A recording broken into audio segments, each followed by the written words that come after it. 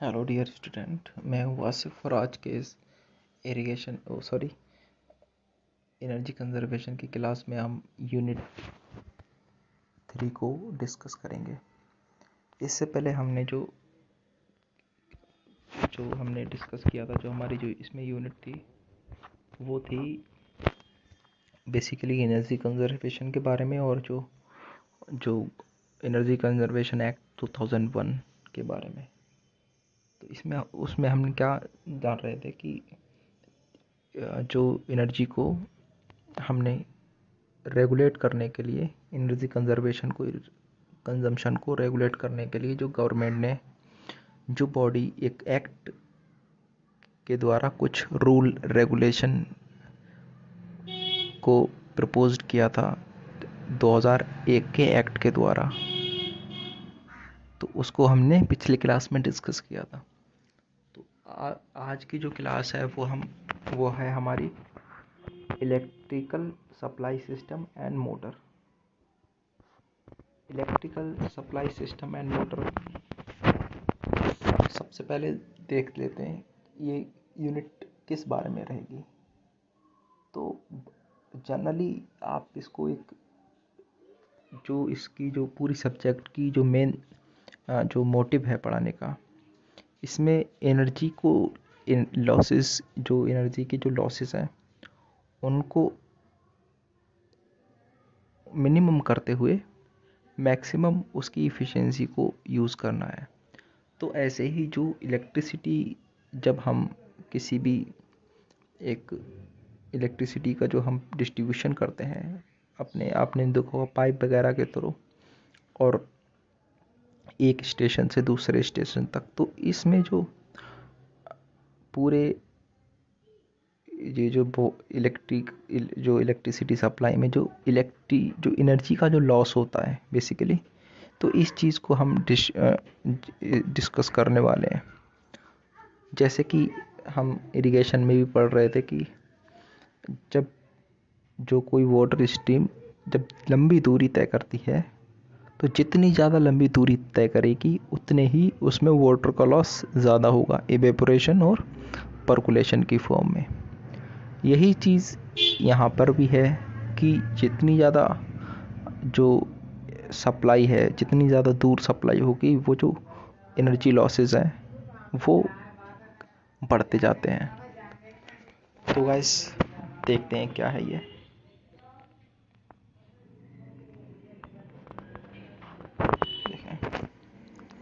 विद्युत पावर को power station तक से उपभोक्ता तक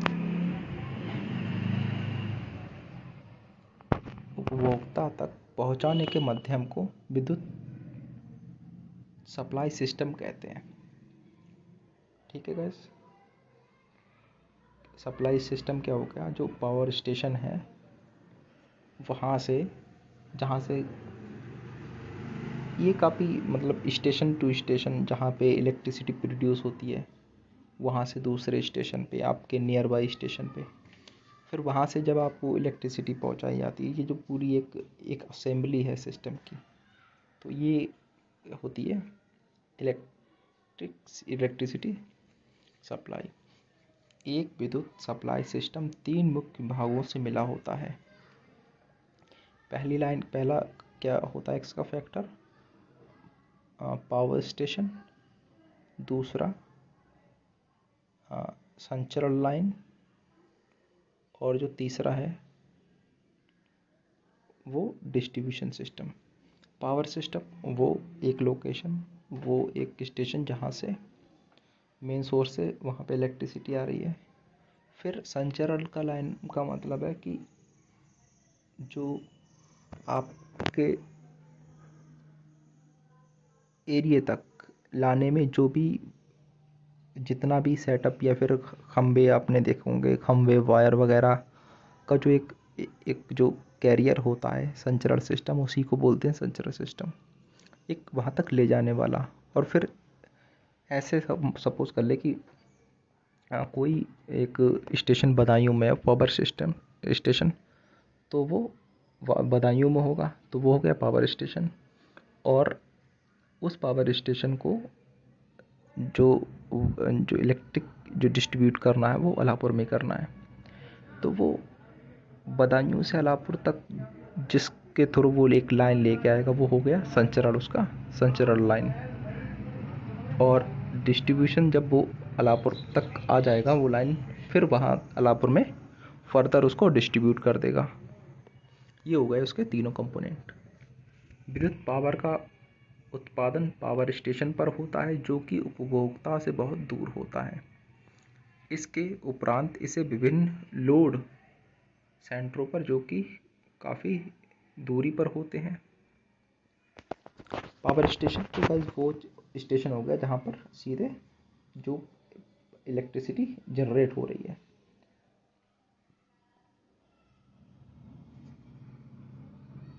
काफ़ी दूर होते हैं, कंडक्टर के द्वारा संचरित किया जाता है जिसे संचरण लाइन कहते हैं। अंत में इसे छोटे बड़े उपभोक्ताओं को वितरित नेटवर्क के द्वारा किया जाता है। विद्युत सप्लाई को मुख्यतः निम्न दो सिस्टम द्वारा बांटा जाता है।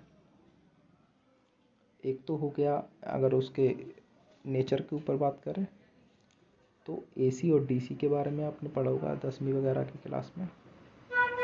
और एक हो गया जो अंडरग्राउंड जो लाइन होती है और ऊपर से भी लाइन होती है। अपने यहाँ ज़्यादातर जो शिरोपरी ऊपर से जो लाइन होती है वो है, और ज़्यादातर जो डेवलप्ड कंट्री है अपने यहाँ भी अब तो होने लगी है, वहाँ पे अंडरग्राउंड लाइन रहती है। तो अब देखें एसी पावर सप्लाई के बारे में। पावर स्टेशन तथा उपभोक्ता के बीच में कंडक्टरों का अधिक जाल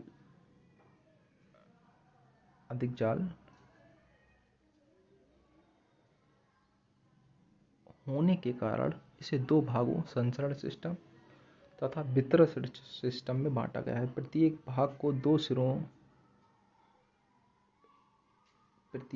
को सिर से दो भागों में बांटा जाता है। प्रथम संचरण, सिर से नहीं है फिर से होगा यहाँ पे, प्रत्येक भाग को फिर से दो भागों में बांटा जाता है, प्राथमिक संचरण तथा द्वितीयक संचरण एवं प्राथमिक वितरण तथा द्वितीयक वितरण।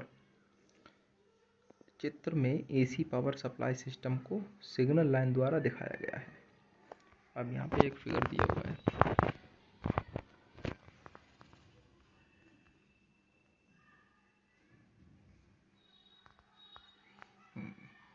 देखें जो पहला सिस्टम है, जो पहली जो पॉइंट है वो है जनरेटिंग स्टेशन, जहाँ पे लाइट प्रोड्यूस हो रही है। फिर क्या हो रहा है, फिर वहाँ से जो पहला स्टेशन है वहाँ पर लेके आई जा रही है जिसमें कंडक्टर का यूज़ किया गया है। और फिर रिसीविंग स्टेशन, प्राथमिक संचरण, रिसीविंग स्टेशन, द्वितीयक संचरण। पहले क्या हुआ, जो लाइन आ रही थी वो सीधे जहाँ पे इलेक्ट्रिसिटी प्रोड्यूस हो रही थी वो पहले स्टेशन पे आई, और उस स्टेशन से जनरेटिंग स्टेशन से और रिसीविंग स्टेशन तक जो हमारी जो लाइन जो बिछी है उसको हमने बोला प्राथमिक संचरण। फिर जो रिसीविंग स्टेशन से और सब स्टेशन तक जो आई उसको हमने बोला द्वितीयक संचरण। अब ये आ गई सब स्टेशन तक। सब स्टेशन से फिर हम क्या कर रहे हैं, उसको डिस्ट्रीब्यूट के लिए लाइन को निकाला गया। तो सब स्टेशन से और डिस्ट्रीब्यूट स्टेशन तक उसको हमने बोला प्राथमिक वितरण या फिर प्राइमरी डिस्ट्रीब्यूटर, और इसी तरह से सेकंड वाले को सेकेंडरी डिस्ट्रीब्यूटर। और फिर फाइनली जो उपभोक्ता हैं, जो कंज्यूमर हैं, चाहे हाउस होल्ड, फैक्ट्री वगैरह, वहाँ पे लाइट पहुँचा दी गई। अब ये जो पूरा एक जो सप्लाई है इसमें स्टेप टू स्टेप एनर्जी का लॉस होता रहता है। तो इसी को हम जानेंगे इसमें, और क्या क्या इसको रोकने के लिए क्या हम तरीक़ेकार अपना सकते हैं बेसिकली उसके बारे में हमारा डिस्कशन रहेगा। तो देखें, एक जनरेटर चित्र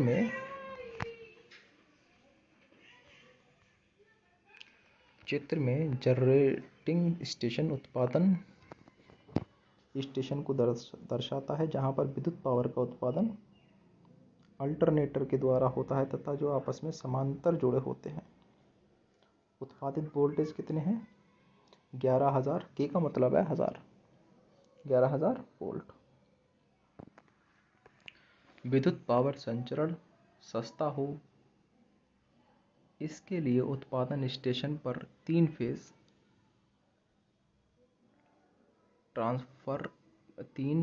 ट्रांसफार्मर के द्वारा 11,000 वोल्ट को 132 किलोवाट में चेंज किया जाता है, उच्चारित किया जाता है। विद्युत पावर का संचरण उच्च वोल्टेज पर किया जाता है, क्योंकि उच्च वोल्टेज पर संचरण करने में कंडक्टर पदार्थ की बचत होती है तथा उच्च संचरण दक्षता प्राप्त होती है। ज़्यादातर प्राथमिक संचरण 66 kV, 132 kV, 220 kV तथा 400 kV पर होता है।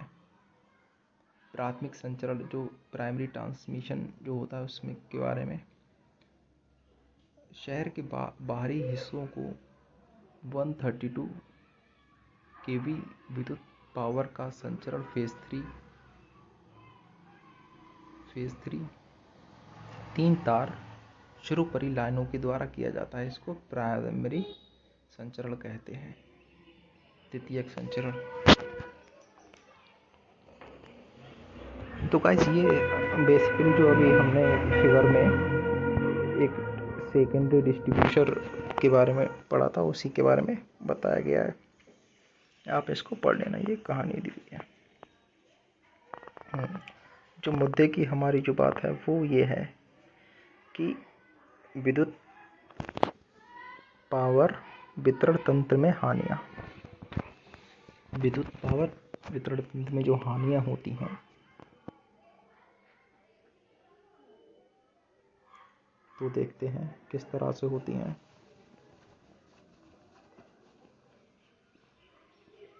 देखें क्या लिखा हुआ है।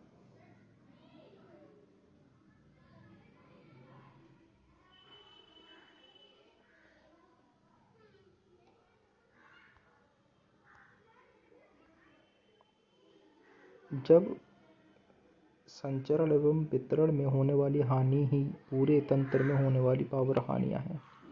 इसमें से अधिकतर हानियाँ प्राथमिक तथा द्वितीयक वितरण तंत्र में होती हैं तथा इन्हें तकनीकी हानियाँ या अतकनीकी हानियों में वर्गीकृत किया गया है। जब वितरण लाइनों में उत्पन्न तथा तार के द्वारा ऊर्जा का क्षय होता है तो तकनीकी विद्युत हानियाँ उत्पन्न होती हैं।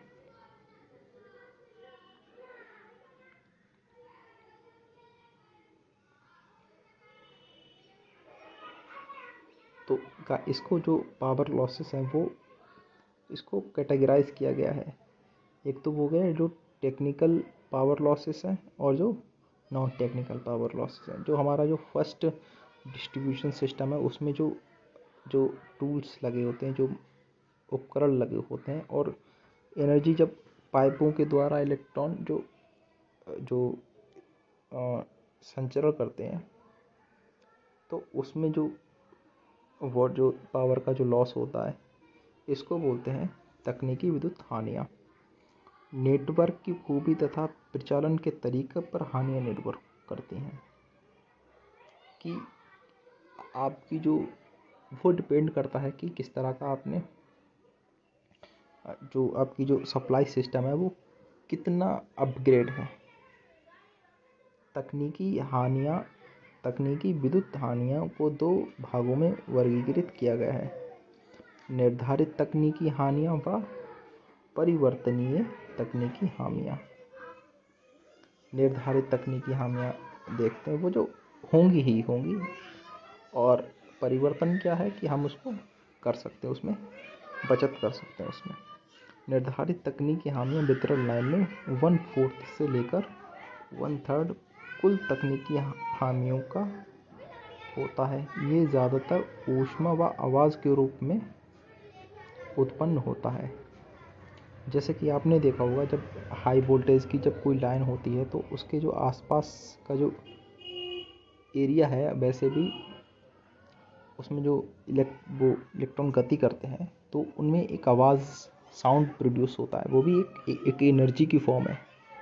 तो और एक अपने आसपास भी एक वहाँ पे फील्ड, मैग्नेटिक फील्ड में ये यूज़ करते हैं। तो वो जो लॉसेस हो गया उसी के बारे में बात हो रही है। जब ट्रांसफ़र को ऊर्जित किया जाता है, निर्धारित हानियाँ लोड धारा पर निर्भर नहीं करती बल्कि निम्न बातों पर निर्भर करती हैं। लीकेज धारा हानियाँ, ओपन सर्किट हानियाँ, कोरोना हानियाँ, पराविद्युत हानियाँ। अब वेरिएबल टेक्निकल लॉसेस के बारे में। परिवर्तनीय हानियाँ लोड धारा के स्क्वायर के समानुपाती होती हैं तथा वितरण तंत्र में तकनीकी हानियाँ 2/3 तथा 3/4 होती हैं। परिवर्तनीय हानियों के होने का कारण लाइन की प्रतिबाधा, संपर्क प्रतिरोध, जूल ऊष्मा हानियाँ हैं। तकनीकी हानियों के होने के कारण अयोग्य उपकरण, ट्रांसफार्मर, पंप, विद्युत मशीन, औद्योगिक भार, वितरण लाइनों में अयोग्य साइज का कंडक्टर, लंबी वितरण लाइन, फेज में लोड का बैलेंस न होना, ये सब तकनीकी हानियों के कारण थे। कम पावर फैक्टर, लाइनों पर अधिक लोड होना, ट्रांसफार्मर व लोड सेंटर से दूर होना। तो अब हम आ गए उस बात पर, हमने पहले क्या किया, पहले हमने जाना कि इलेक्ट्रिक सप्लाई क्या होती है, किस तरह से हाउस होल्ड या उपभोक्ताओं तक पहुंचाई जाती है, और जब पूरी जो उपभोक्ताओं तक पावर स्टेशन से, जनरेटिंग स्टेशन से जो इलेक्ट्रिसिटी पहुंचाई जाती है, उसमें जो लॉसेस होते हैं वो कौन कौन से होते हैं, और अब हम क्या क्या कदम इन लॉसेस को कम करने के लिए कर सकते हैं, उनके बारे में अब हम देखेंगे। तो देखें, अब है एनर्जी इफ़िशियंसी ट्रांसफार्मर। तो बेसिकली भी सब वैसे भी जो हमारा जो मेन जो जिस तरह से मेन जो तरीका रहेगा कि हम जो पावर जो लॉसेस हैं इनको कम करना है, तो हमें जो हम उसमें जो मशीनरी जो उपकरण यूज़ कर रहे हैं, चाहे वो कंडक्टर्स हों और फिर चाहे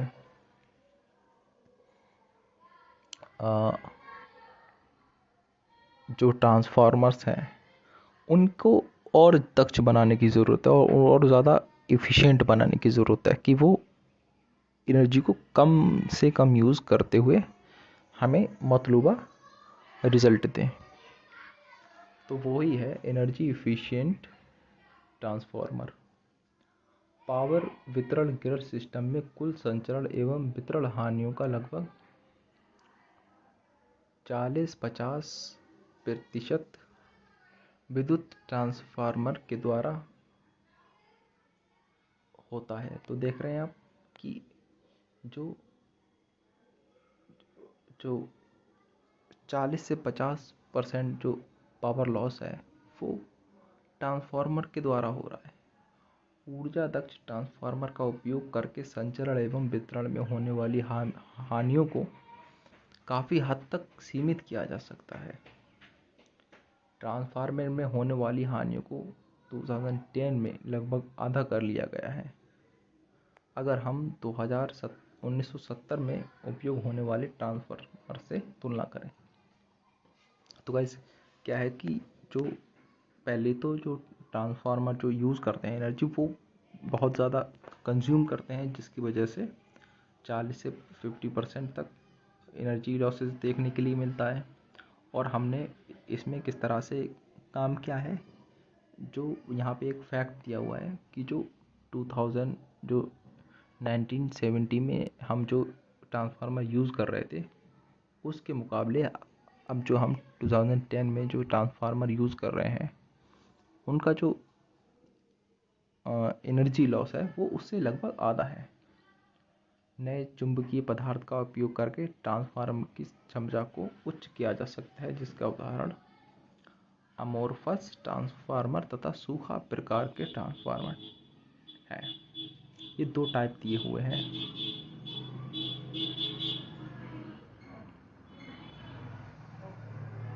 तो अब यहाँ से आपसे ऑब्जेक्टिव में भी ये क्वेश्चन निकाल सकता है कि जो एनर्जी इफिशिएंट जो ट्रांसफार्मर है वो ये जो टाइप हैं जैसे अमोर्फस और ड्राई टाइप ट्रांसफार्मर, ये किस तरह के ट्रांसफार्मर के उदाहरण हैं। तो अब बात आती है अमोर्फस ट्रांसफार्मर की। लेकिन क्या है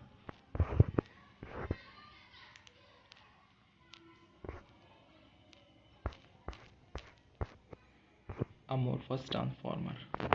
साधारण ट्रांसफार्मर में CRGO सिलिकॉन स्टील को लेमिनेशन के रूप में यूज़ किया जाता है। अमोर्फस ट्रांसफार्मर में अमोर्फस स्टील को लेमिनेशन के रूप में यूज़ किया जाता है, जिससे जो हिस्टोरिस हानियाँ कम होती हैं। अमोर्फस ट्रांसफार्मर के फ़ायदे: क्रूड या जो लो हानियाँ कम होती हैं, मरम्मत आसानी से हो जाती है, ओवरलोड क्षमता अधिक है, वितरण दक्षता अधिक है, वातावरण के अनुकूल है। अब इसके नुकसान भी हैं।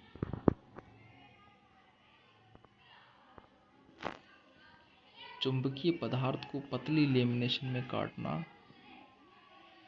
कठिन कार्य है। समान पावर रेटिंग के लिए कोर का अधिक क्रॉस सेक्शन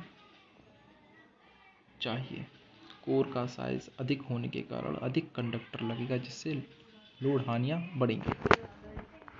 तो गाइस इसको और ज़्यादा अच्छे से समझने के लिए तो आप जो इसकी जो फिगर वगैरह है, इसकी जो मैकेनिज्म है, उस पे को आप यूट्यूब पे देख लीजिएगा तो उस और ज़्यादा बेहतर समझ में आएगा। अगर इसका फिगर वगैरह दिया होता यहाँ पे तो और बेहतर होता। अब बात आती है ड्राई टाइप ट्रांसफार्मर की। इस प्रकार के ट्रांसफार्मर में क्रूड तथा कोयल को ठंडा करने के लिए ऑयल या किसी अन्य तरल पदार्थ की आवश्यकता नहीं होती। इसमें कूलिंग साधारण वायु के द्वारा होती है। भारत में इस प्रकार के ट्रांसफार्मर का उत्पादन 11,000 और 2.5 मिलियन वोल्ट एम्पियर की सीमा में होता है। Design in dry type construction, epoxy resin, impregnated cast resin। अब इसमें एनर्जी कंजर्वेशन ट्रांसफार्मर में ऊर्जा संरक्षण की विधियाँ किस तरह से यहाँ पे एनर्जी को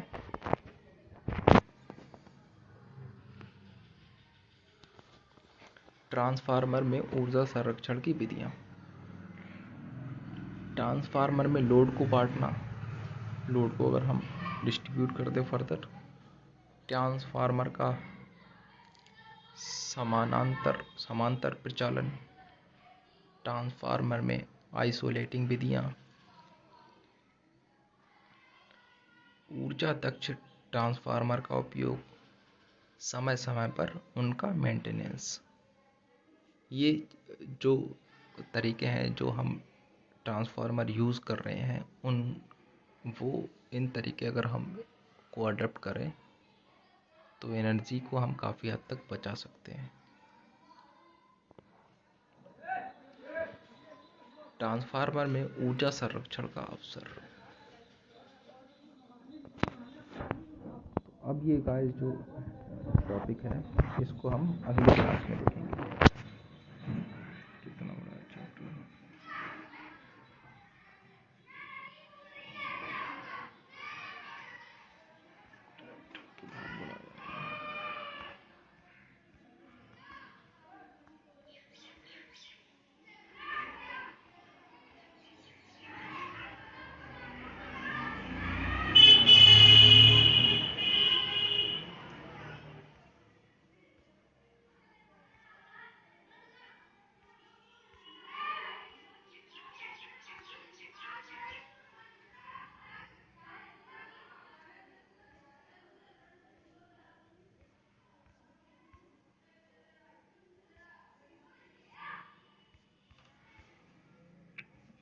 तो हमें नहीं हो रहा है।